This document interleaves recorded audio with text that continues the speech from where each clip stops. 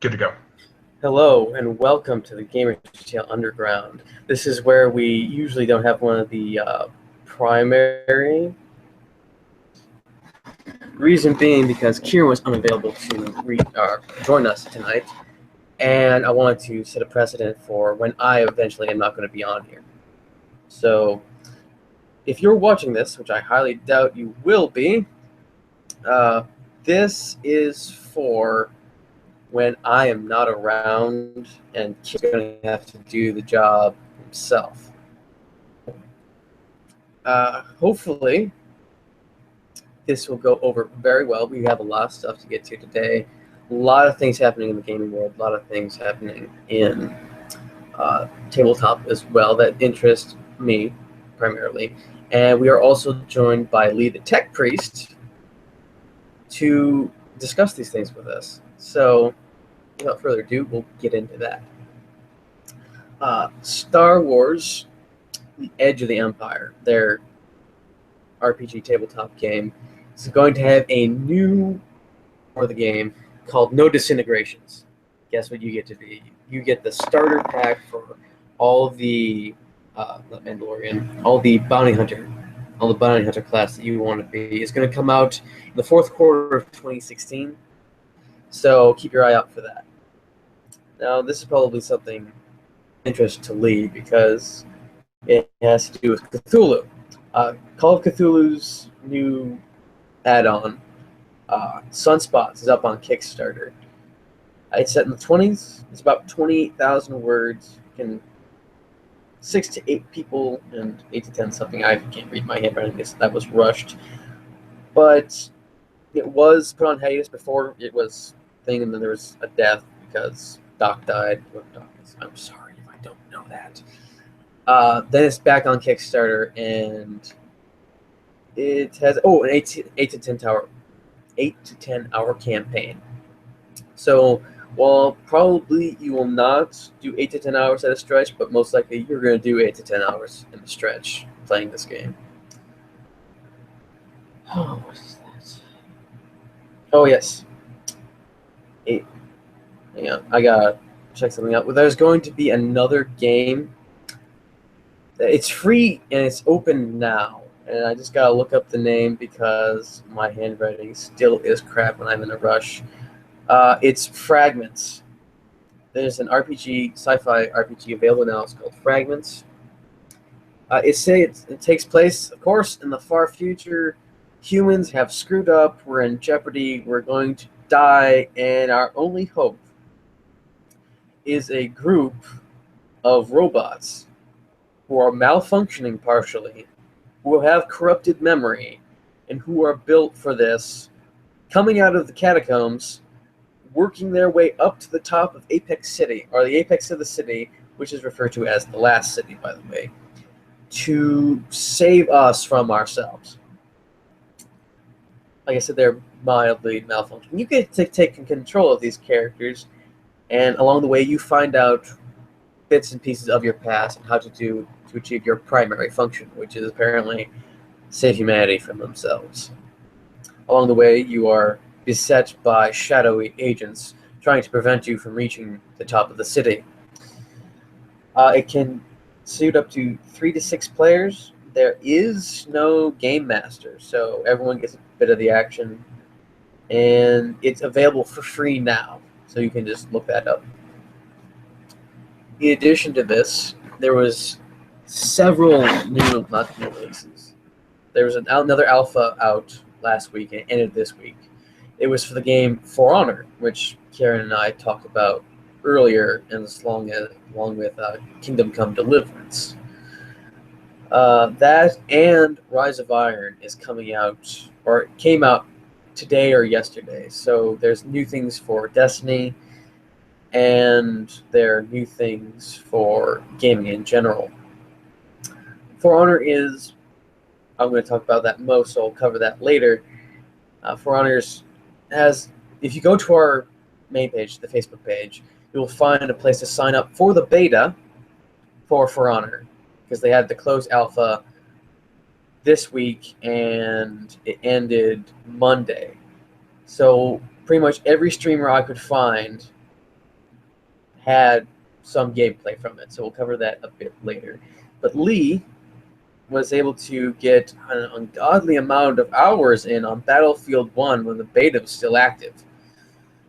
So I'd like to get his opinion on it because Kieran isn't here and Kieran hates Battlefield 1 right now. All right, so for anybody who's listening, I managed to log 54 hours. Most of that was over about a 4-day stretch.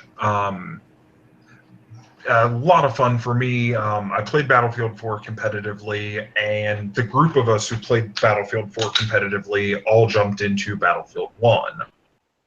Um, Absolutely one of those games that hits home if you kind of grew up gaming on Battlefield 1942.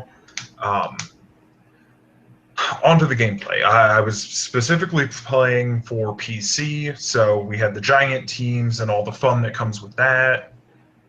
Vehicles, I have to say, because the last time I was on and we talked about Battlefield, we didn't really discuss the vehicles. For PC, you have 3 aircraft, a fighter, kind of do everything, and a bomber. The bomber currently is one of the coolest, most overpowered things I've ever seen. Um, for anybody who played the beta, you're familiar with the Charlie objective. Charlie objective is in the middle of this very dense set of houses and buildings that everyone is fighting over. Watching a bomber make a run and level all of Charlie is disheartening, to put it simply. No, but as it is, there was a whole lot of me dying, a whole lot of me going, what the hell? But legitimately, it's one of the first games I've been really, really excited about in a while that is not super, super tactical. The gunplay is just a lot of fun. The squad system works very well. The objectives from the one map we got to see have kind of fixed the previous Battlefield issue of you've got 3 objectives that are in the middle of nowhere and 3 that are kind of close to each other. So you just focus on the 3 that are in the middle, and focus on the 3 that are close to each other. I'm gonna cut in right here because we have one viewer. So whoever is watching, you can go to the Gamer's Tale on Facebook.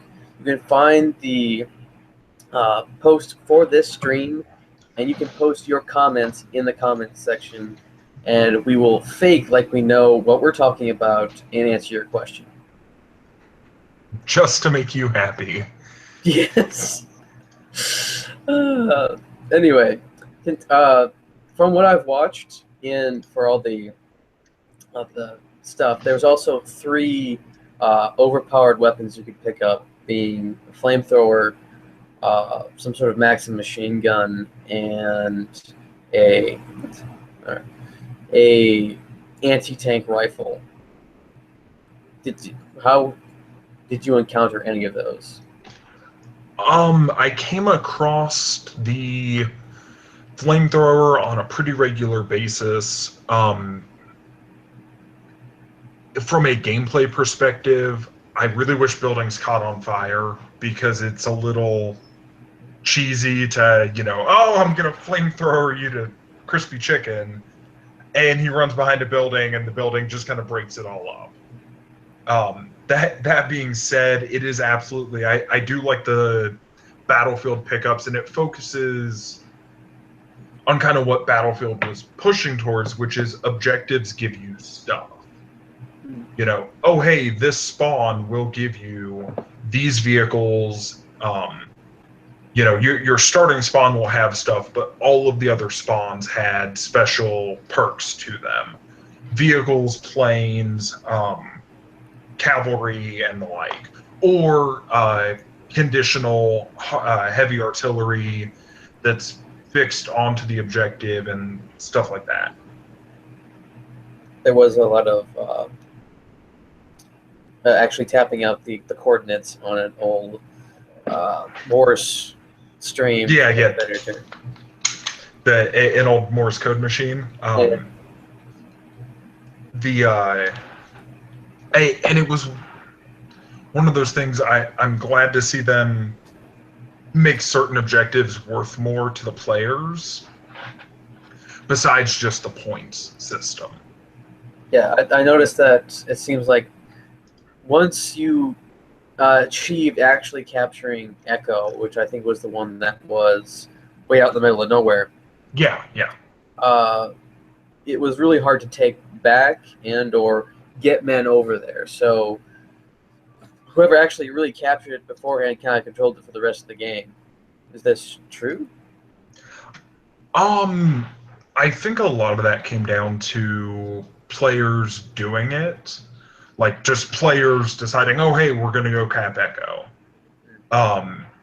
One of the kind of cool facets of it is, oh hey, I'm gonna jump in, a tiny little Jeep with me and two of my buddies, and we're gonna go cap Echo. Didn't really work if there was 2 to 3 people on Echo because you ran into them and quickly died. The anti-tank in the game, the assault class, is kind of a specialized anti-tank that has replaced the engineer. And they are wicked in regards to being able to very quickly destroy light armor. Against tanks, they don't do. They do about 20 damage per shot, but anything light armor, yeah, the Jeep needs to stay away and needs to keep moving. Yeah. Isn't that like standard procedure for Jeeps anyway? Standard real life procedure, maybe. In video games, not so much. Yeah. I looking at the game, I saw a lot of chaos, for lack of a better term, with some coordination, and I just thought, if you got 64 guys that you know who like to play this kind of game, and you coordinated them, you could just dominate the entire battlefield from the main populated canyon and Charlie objective to Echo if you play your cards right. But then again, there's a highly unlikelihood that you're not going to get 64 or even a good set of guys together to excuse me, to deal with this in a planned out manner. I've got to say, for most of the beta, I had anywhere from 5 to, I think the most we had was 15, 16. All playing at once, coordinating via TeamSpeak. That to me is where Battlefield shines, because killing randoms is always fun, and they suck compared to a team. But it'll go into a subject I want to bring up in For Honor, but it doesn't seem to be. It seems to be much different than Call of Duty. It's more complex, for lack of a better term. I think that, much like a lot of other games, it's just as complex as you make it. There are a lot of moving pieces to coordinate as a team. True. If you're not playing that as a team, that reduces the amount of complexity because you're just worried about running in and killing everybody you can. Pretty much. That was my modus operandi most of the time in War Thunder, because the guy who I usually played with wasn't always on, so we couldn't coordinate. Usually it ended up with us being separated and one of us taking and holding an objective while the other guy did the same on the opposite end of the map or held off in advance. And then, strangely enough, since War Thunder doesn't actually have a group chat that's actually worth a damn, since it's all text, you would sometimes fall in with someone who wasn't your designated battle buddy, and you just work seamlessly with them, and you kind of cover each other really well and take objectives. And it's like odd because like, oh, this random guy, I have no idea who the heck he is except for a screen name. He could be speaking Lithuanian right now, and we're working together as a cohesive team.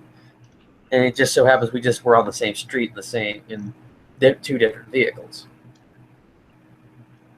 The and that is one of those facets that I've always really liked in regards to competitive play and in regards to online play in general, is you sometimes just get into a match and it clicks and like everybody on the team does amazing because everybody else on the team is doing amazing. Um, I don't know why. I can't explain it, but it happens, you know. The stars align, and for some reason, you actually get a good team. Oh yeah, and that's exactly, exactly it. By the way, I have a theory that I want to run by you. Uh, the sniper class in Battlefield 1, I feel that it is more of a hybrid class between what would traditionally think of as the infantry class and the sniper class. Is this more accurate or less accurate? I didn't go through much of the sniper skill tree. Yeah. I don't play snipers. I predominantly play support and medic. Um, the primary use was shooting me in the head from across the map. Don't let any sniper player lie to you. In kind of traditional Battlefield, they do allow some flexibility, and a forward scout with a smaller rifle is definitely something I kind of expect to see from Battlefield 1. Like the Russian lever action thing? The Russian lever action was actually in play no different than every other sniper rifle. Um, Again, really good for shooting me in the face from across the map. Not so good for anything else. The Most of the sniper rifles were a two-hit weapon. Um, when the game comes out, I'm a hardcore player. When the game comes out, I'm excited to see what they do to the hardcore mode because the sniping will be a little overpowered. Just the struggle is real, and yeah, it'll be interesting regardless. There's I was watching Jack Fragg's channel, and he has what he says is the entire list of possible and or actual weapons because someone pawed through the code in the game to find out what was actually in there. And some of the things were quite interesting. He didn't actually show any of them. He just had some gameplay and he listed them. One of the things was a sniper decoy, which was pretty much a head on a stick, a paper mache head on a stick. I'm going to guess that that's going to be quite interesting because I haven't really played the Battlefield series, but I think it's going to throw a lot of people off, and Jack Fraggs thought this as well, especially when you see a head pop up, you shoot the head, you don't get a kill. Is that a bug? It's the sniper gameplay. Their shot to shot time is very, very, very slow, and because of it, I do think heads on a stick will work really well. And it's about that kind of giving players the flexibility to solve problems in a unique manner. Um, because it's the unique one-off stories that keep us coming back. It's not the gameplay. It's not it's the, oh man, this one time I was pinned down and I threw a grenade randomly and I took out the tank. the like better term, the gamer war stories. Yeah, exactly. That's what keeps us coming back, and I think that's where a lot of the specialties and the one-off stuff comes in. It's all about making it more unique to the player. Well, I feel that one of the things that they brought out that they had actual pictures of some of the guns in the game in their real form that they found in the code. They found matching ones on like Imgur or whatever it's called. One of which appeared to be the equivalent of a flintlock musket or flintlock pistol, or excuse me, maybe a cap and ball single shot. I think that's either going to be in the campaign featured, or it's going to be mostly an oddity that no one is going to use unless it's exceedingly overpowered and an assured kill at close range. Because we're getting in World War One, we're getting into what would be considered like the modern era of pistols. We have revolvers. Some of the Webley series are going to be featured in it, and we have the 1911, the Luger, the C96, all these multiple shots available, and you're going to hand someone a one shot. They're not going to like that. I've seen a lot of online gameplay recently, and it's mostly spray and pray when it comes to pistols. The pistols, because they don't do much damage, really it becomes quickly spam it, and run away like a little girl when you run out of ammo, depending on what your primary gun is. Hope it dies. Not that I ran away like a little girl, but I ran away like a little girl, you know. I saw a lot of that. It's like, why isn't he dead? Ah! Yeah, there was a lot of that. That's kind of realistic. From a gameplay perspective, this is the first time I've felt comfortable running across large opens of ground in a battlefield. Because of the either slow shot-to-shot time, smaller magazines in your support guns, and smaller magazines in general across all of the guns, you're not running into the issue of, oh, hey, I'm out in the open, and a support gunner just laid a 200-round burst in my area until I died. Yeah. You know, snipers, if they miss the first shot, probably aren't going to get you. Assault guys, as long as you maintain some distance, they're not going to get you. So that kind of comes into, this is the first battlefield that I've found myself just sprinting at the enemy, knowing that until I got close to them, I was probably good. It adds a unique gameplay because you find yourself sprinting between objectives because, why not? They're not going to kill me, and it's quicker than finding a Jeep. Yeah. Or a horse. The horses were a special spawn, or you killed a previous horse owner. You didn't get to play as your class on a horse unless you killed some poor sap and took his. Oh, the classic tale of the battlefield. You don't need that anymore. I do. Yeah, it does seem like a lot of interesting gameplay will be had, and it certainly is, from a console perspective at least, a new era for combat, because to my knowledge, there's not a lot of World War One themed games out there, especially for console. There's 5, 6 good ones on PC, and they're all, I believe it was Verdun, is referred to as the Dark Souls of combat. Where you will die in an instant, and you will not know why. As a Red Orchestra player, as a Rising Storm player, as an Arma player, yes, there are games on PC that you die, and you just go, oh, cool, it's my turn to respawn and go back to the fob because I don't know what happened. It happens. I don't know why PC gamers are a glutton for punishment. We are, though. Well, it's probably from the expensive rigs you guys can build and then just have to maintain it, compared to having to buy a new system all the time.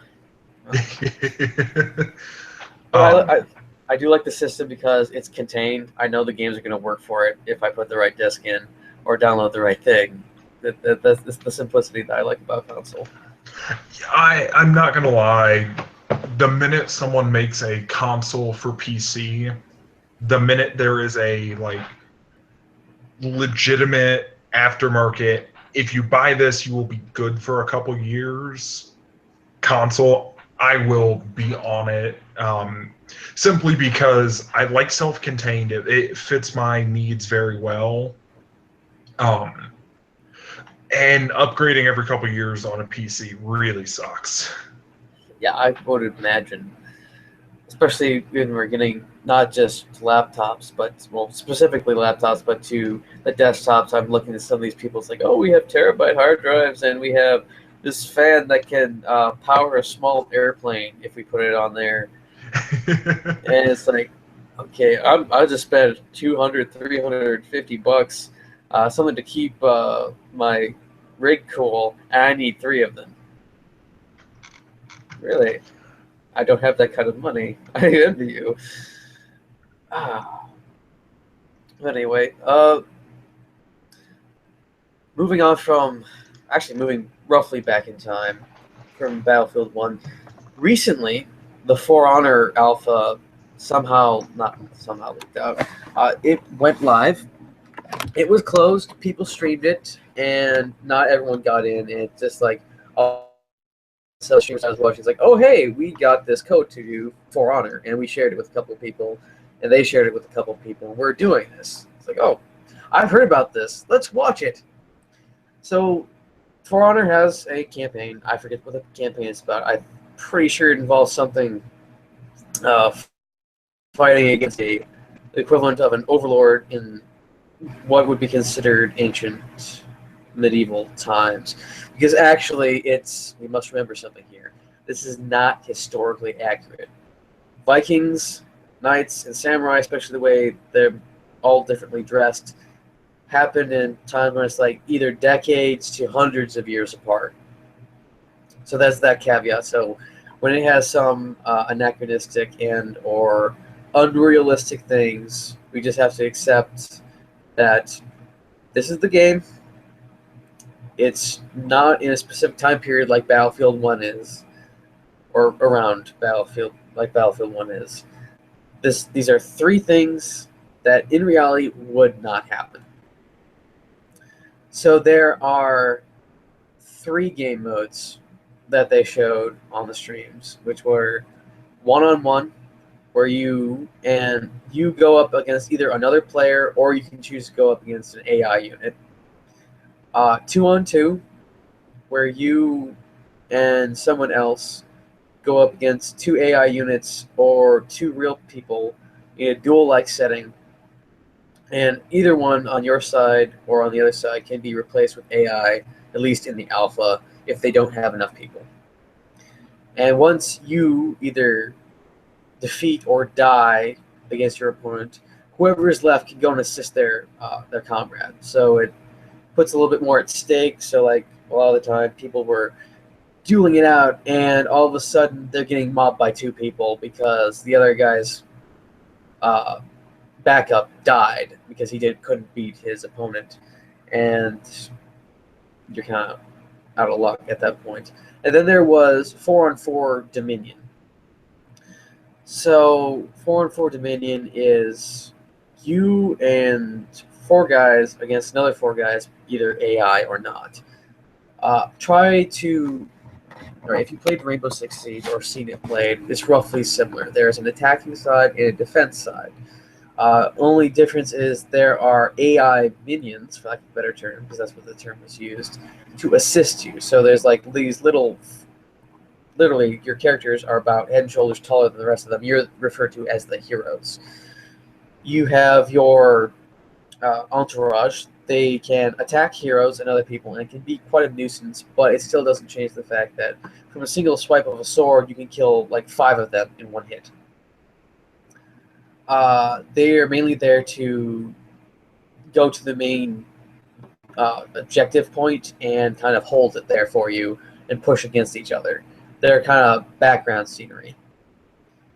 You and your backup and your opponents really go on like these kind of 1-on-1, 3-on-1, 4-on-1 duels or group fightings over the major areas that you have to capture.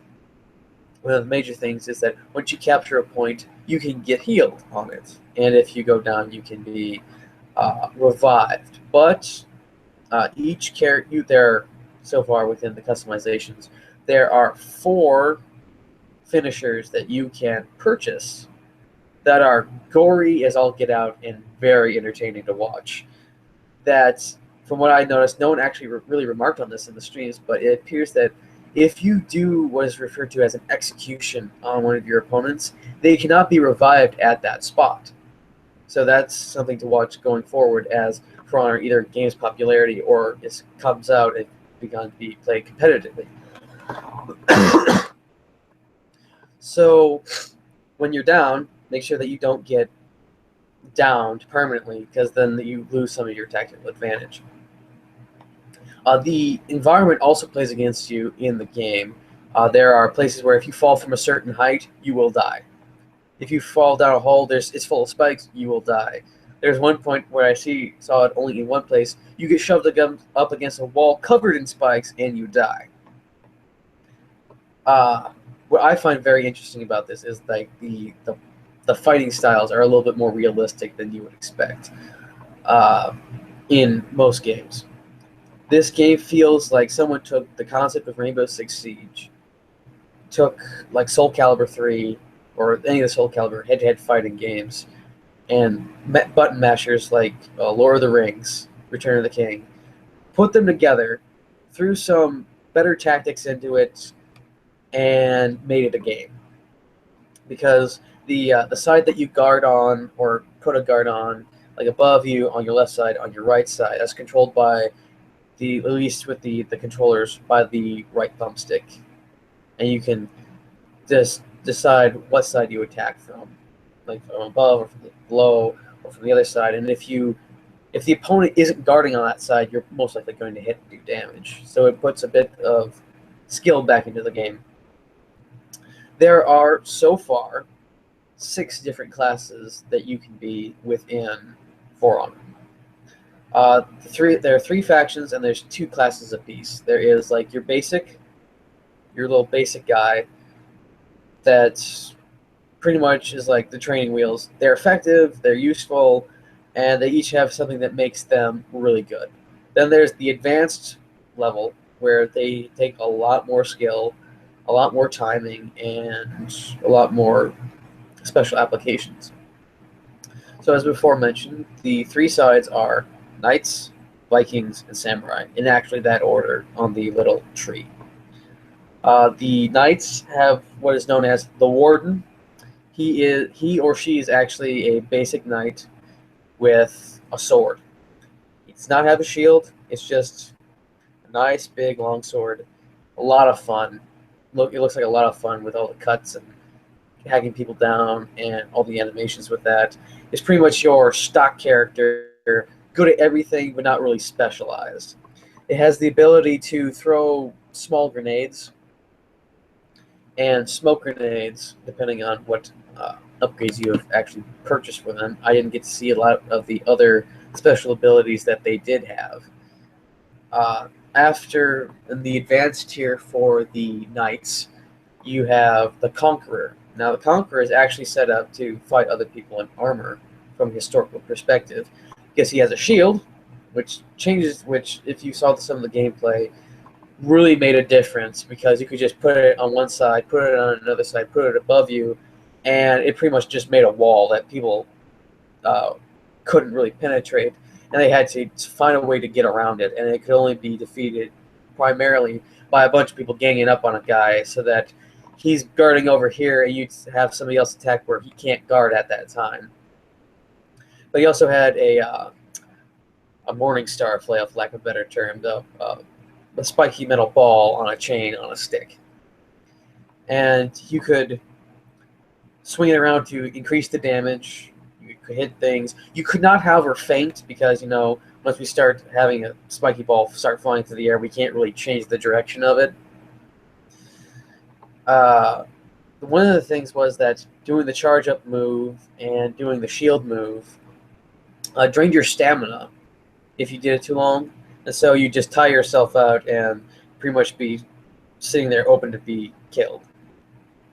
And one of the interesting parts about the Conqueror, I think, is that you actually have he has the ability to swing the thing around him to buy himself some time, and he can also block all the attacks with the special move. But he's actually a very tough nut to crack, especially if you're not used to it. Then the Vikings, you have what is known, I believe, as the Raider. He's this large guy or large woman with this pole axe thing. His ability is he has several unblockable attacks, so that could be used to counteract the Conqueror. He also has the ability to charge people, pick them up around the middle, and throw them. And if you're close enough to a wall, throw them against the wall, then knee them in the face, causing them damage, which is really fun to watch. The upgraded version of the Viking, there's not very many people who got to that I saw at least, that got to the upgraded versions, was the Berserker. This guy or gal with 2 axes. They do a lot of lightning fast attacks and dealing a lot of damage very quickly, but very poor on the defensive side, because once you start blocking, there's a timer before the block goes down. So you have to time it just right. When someone's about to strike, then you push the weapon out of the way with your block.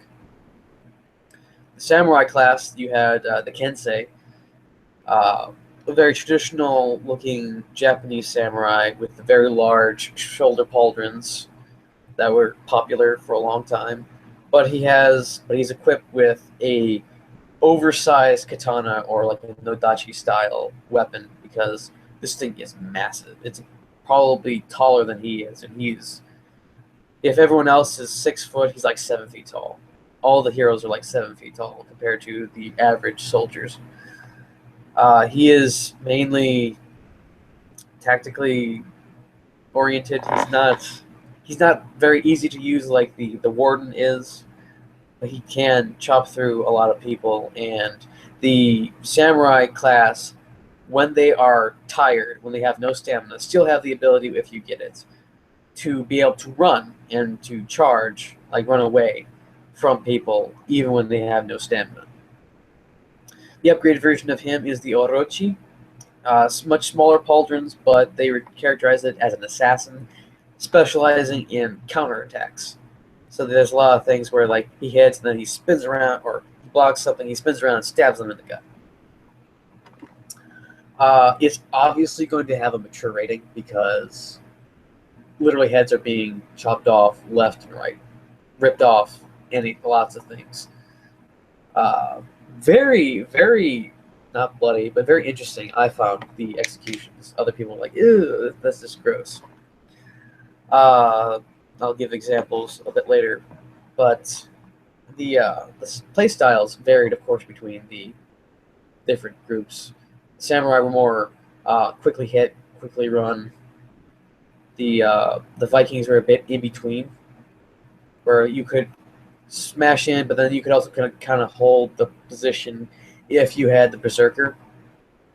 The Knights were more of the tanks. They could go in and then not take too much damage like everyone, but they could at least defend a position a bit better than some of the other classes, especially the Conqueror with his shield.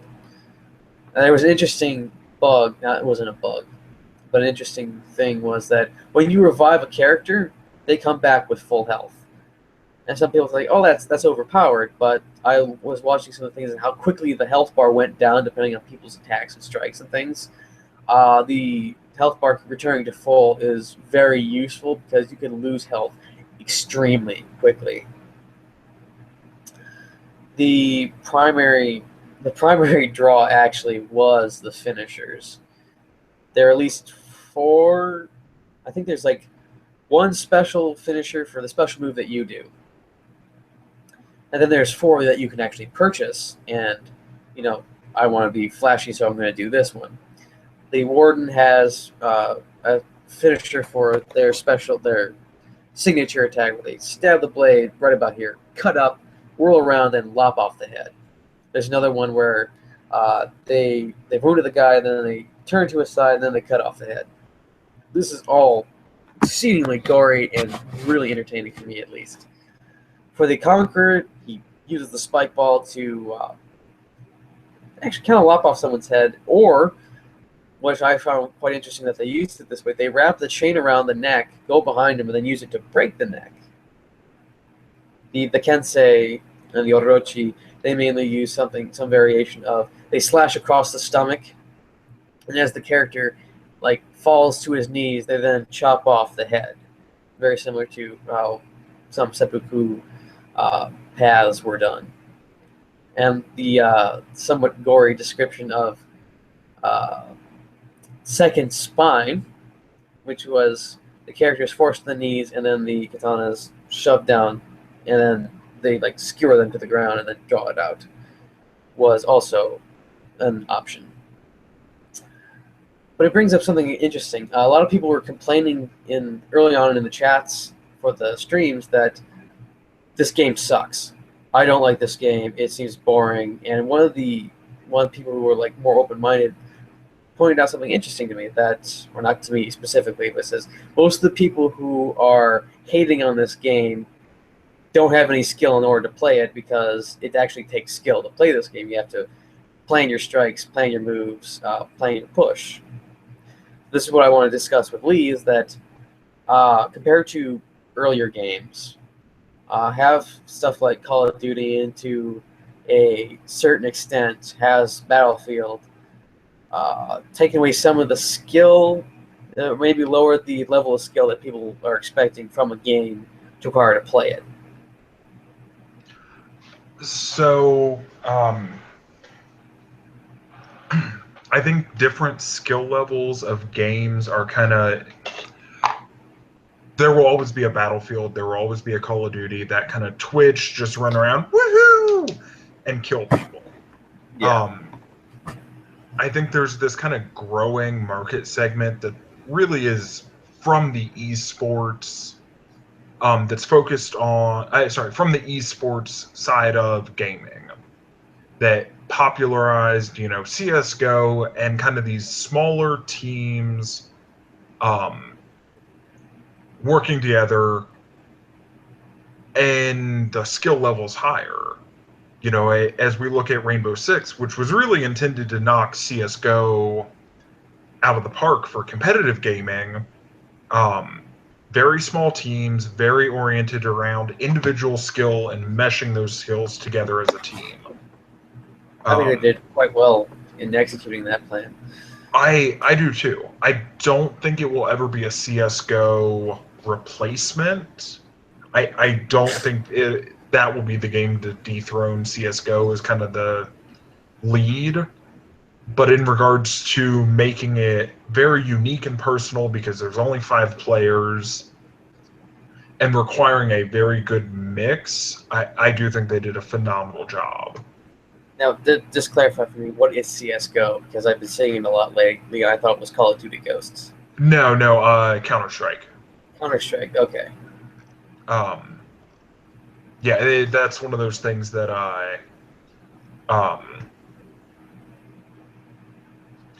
that is kind of one of the definitive team esport games as far as shooters go. Obviously, there's the Call of Duty, but CS:GO is one of those that's been a force to be reckoned with that doesn't go away after a couple years.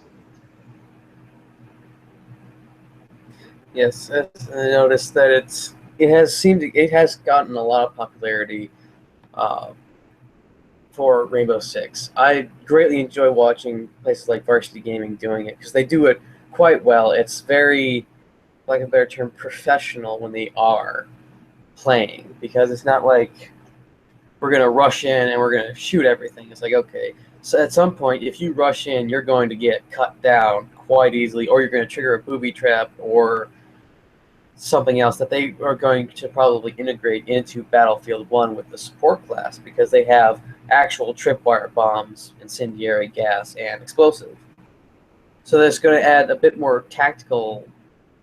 For the tactically minded player, they're most likely going to use that more effectively, and it's going to greatly change the the effect on the battlefield compared to what I kind of view as what Call of Duty has become, which is we rush in, we shoot stuff. We're here to shoot stuff. Where can I shoot stuff? It's not. I'm coming in. Is this door going to take my life if I walk through it? Is this game going to uh, screw with me, for lack of a better term, if I don't think this through? Are my actions going to end my character's illustrious career in a ball of flame? On a side note, I have seen that in some of the newer maps for Black Ops 3, I believe it was, for Call of Duty, they are including mechanized units that you can actually like walk around in. Very Japanese. I think were equipped with a rocket launcher or a missile launcher and some sort of weak damaged machine gun. Beyond that, I think it's really hard to implement the kind of gut-wrenching, very slow, methodical pace that Rainbow Six has into a game like Battlefield. Simply because there's so much stuff going on at once. I spent a good amount of time since the Battlefield beta's closed. I've spent a good amount of time playing Rainbow Six the last couple weeks.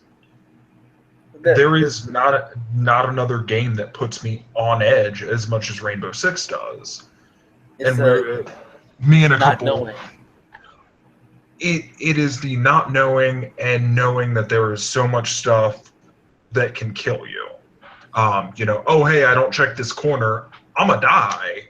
Oh hey, I don't X, Y, or Z, I'ma die. So you get into this very slow, methodical, we're going to go here, we're going to do this. Planning it out more than you would. Planning it out and requiring certain things from certain characters to be able to execute effectively. Yeah. I think that is really hard to implement in Battlefield just due to the scale. True, there's also two different settings. If I remember the story of Rainbow Six from the actual book, they're counter-terror. It's a very small, very localized area of operations compared to Battlefield. It's a battlefield. Exactly, and that is the other map size. It becomes problematic for me to have a couple mines and throw them down on a map that's 10 square miles. Who would have thought? Yeah, 10 square miles means that tank may not run over the mines that I threw down for like 45 minutes. Hooray, Battlefield. I'm used to that from War Thunder. Some of the objectives. It's like we fly for about a mile, and then we meet somewhere several thousand feet or like 1,000 feet above the ground, and we play dodge and tag in the sky, and it took us about 5 minutes to get there. So I'm just sitting there looking at the inside of my cockpit as I wait for my plane to reach the appropriate altitude for its effectiveness. Arma, as we talk about gamer war stories, Arma is one of those games that just lends to the best war stories. Playing one of my first matches on Arma, and I immediately jump on the global broadcast chat because I didn't know better, and go, "Hey guys, I'm a noob. Can somebody can I have a battle buddy? Can I have a mentor? Can I have somebody who's going to and get yelled at to get off the global chat because shut up, noob." We're going forward in a Chinook, and I have no idea what's going on, and we're flying, and we're flying, and we're flying, and about 7 minutes later, we're still flying. And the pilot gets on what I thought was the global chat and says, "Okay, guys, I see AA. I think I can save it. Wait, we're going to get hit. Don't bail." Cool, we get hit, nobody bails, and the pilot's giving us, play-by-play narration of him trying to save the bird. And he's like, okay, I'm going to set us down in the water. And he's flying out towards the ocean. And we just hear, oh, there's another AA. Oh, Being the idiot that I am, immediately, still on the global broadcast, this is your flight attendant. And in the case of a waterborne emergency, you're going to use your underseat cushions as a flotation device for the 40 pounds of armor and firearms that are currently strapped to your body. Yeah, we went down in the water. Not a good time. Think I got banned from that server for my shenanigans. oh man, I guess the only thing I have close to that was two different episodes in War Thunder. One was on the ground, one was in the air. In the air, it was. Yeah, what was that one about? I think I ringed some guy around for like 5 minutes. I forget the story I wanted to tell now for that one. Anyway, the on the ground one was my friend Nathan and I were moving along the western flank on the very edge of the map because Nathan's like a sniper, and I kind of have to go with him to make sure he doesn't die. For some reason, he rushes in and he dies like immediately. But I outlast him, so I'm moving on down the slope, down the side of the battlefield, and there's this bunch of trees on the left-hand side, and my senses kick in. I think, you know what? If I were an enemy, I'm going to be in those trees. So I sneak over, and I'm sure there are tanks in these trees. I'm in a light anti-tank vehicle, really fast, so I'm pretty much sneaking through the underbrush in this multi-ton vehicle, waiting to see what pops up. It turns out there was a Russian tank and a German tank hiding in there, and somehow missed me in the foliage. I did the stupid thing and decided to engage them at close range, not get an assured single shot on them. I did this twice. I snuck on these guys roughly the exact same path twice. They were so tunnel visioned on the enemy, trying to snipe them, that they didn't see me come up, and then my friend Nathan come up until we were right on top of them. Eventually, we did kill them both, but it took us like 3 lives to do that. But it taught me a very good thing to keep my head on a swivel, at least. So I really wish I could remember that air story, though. Yeah. Moral of the story for anyone listening: if you run across me in another game, don't play Arma. Don't invite me. Don't go, oh hey, we're gonna do this really cool. I'm just gonna mess it up. What was the story about?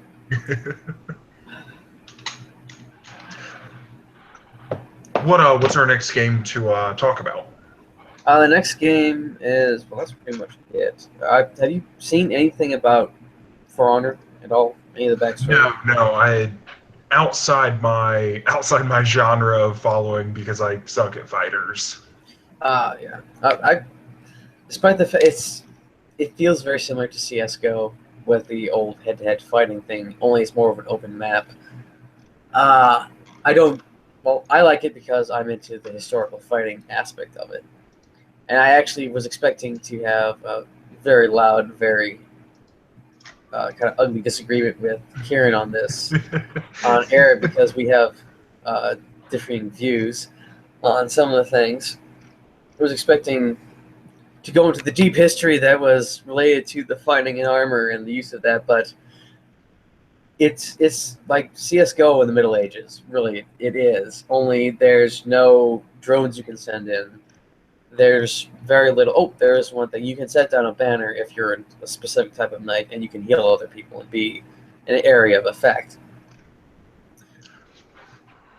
But The very small scale tactical gameplay is, for lack of a better way to put it, just kind of reaching the mainstream, especially on console. I'm excited to see the growth that happens from that. it doesn't matter what the genre is. It doesn't matter if it's Rainbow Six. It doesn't matter if it's For Honor. That kind of gameplay is always a lot of fun. I was looking at it, it's like, if I had a console or computer that could play this, I would probably, if I had the money for it, I would buy it tomorrow. If it came out fully made, fully ready, even if it was just the alpha state, even if they just fixed some of the bugs in there, and that was the final state, I think I would buy it. That's how good I thought it was. The that trend, I'm personally, as like a very tactically oriented player, as someone who enjoys that facet, I'm excited because you reach these almost over the top levels of planning for if they do, and I'm not just talking strategy for action, but strategy for, oh, if they do, if they pick X, Y, and Z for their characters, we're gonna counter with, Y, Y, and Bravo, because why not? It adds a depth to it that I like a lot. It does for the same for me as well. It's like I really love playing Soul Calibur 3. I still do every so often when my PlayStation is not finicky, which is all the time now. But it's like, okay, we have to use this specific moves, combination of buttons, and I had to plan pretty much what I wanted to do after I got the fluency with my thumbs.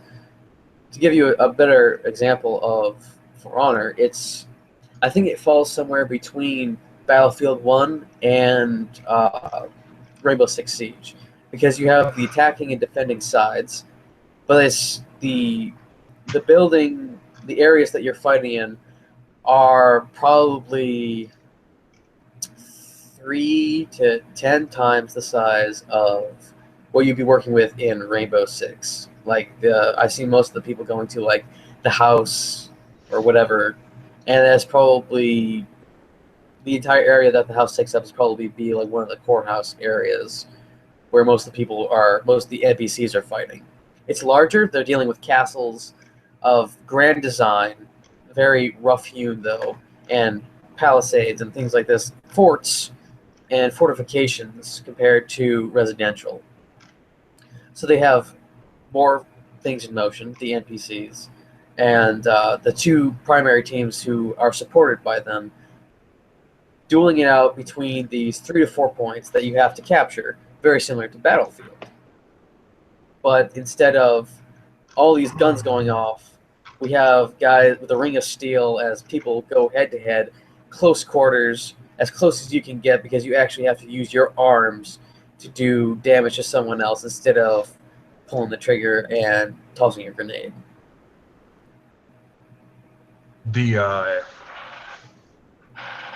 I'm not gonna lie. When we get off here, I'm probably gonna go find some video and watch it because I'm intrigued. If nothing else, it'll be really good for getting a bunch of people that I'm related to by birth or by choice in the same room and making us all hate one another. Oh, okay. That's the real purpose of fighting games. If you ever get it, and if I ever get it, we will duel at some point. I am pretty sure of it. But yeah, especially the animations. The animations are so realistic and gory, and so well thought out that I really like them.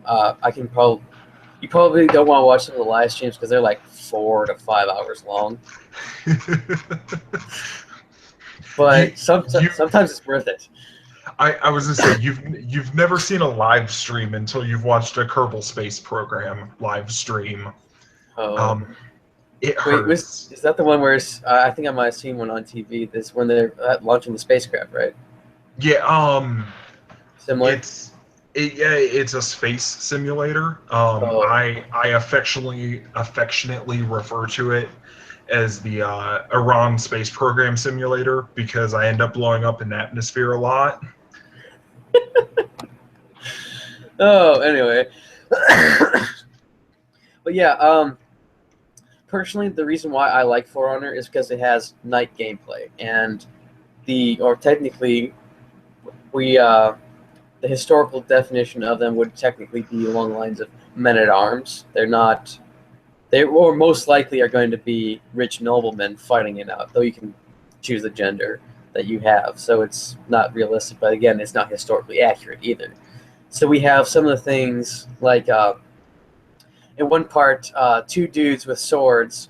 One guy comes in, but the other guy like blocks up with, grabs his sword like it's some sort of Darth Maul lightsaber and knocks it up into the air, holding it above his head. And this is an actual guard in some of the old fighting things for holding the sword like that. And then he like kicks the dude in the face, and then creates some space, and then comes down and starts hacking at the guy. It's like, okay, I like that because that's what I'm into. It was first brought to me, for lack of a better term, through watching historical fighting people on YouTube. It's like, oh, this has something that has maybe some moderately realistic fighting styles in it, and it has some realistic techniques as well. So that what first brought me into it, and then seeing the gameplay was just fantastic. I'm not going to lie, I could literally watch that stream for all the hours that it was on if I didn't have other things to do. I have a really bad tendency to put on live streams when I'm at work because I have a dual screen computer in front of me. So one will just be YouTube and the other one will be actual work. I do something similar at night. It's like, okay, I'm going to listen to some music and I'm going to do my task. Yeah. I was surprised how many people like on some of the other channels were like, work and lurk. I'm watching the stream at work right now. It's not like one or two guys. It's like 5 or 6 per like 100 people on the streams. They're like, yeah, we're watching this at work. Yeah. You know, the advent of cell phones and getting that data bill at the end of the month, it is definitely one of those things that I've done it. I've been on long drives and done that. Okay, I need something. I need something. I'm in the passenger seat. Let's go. I used to call that a book.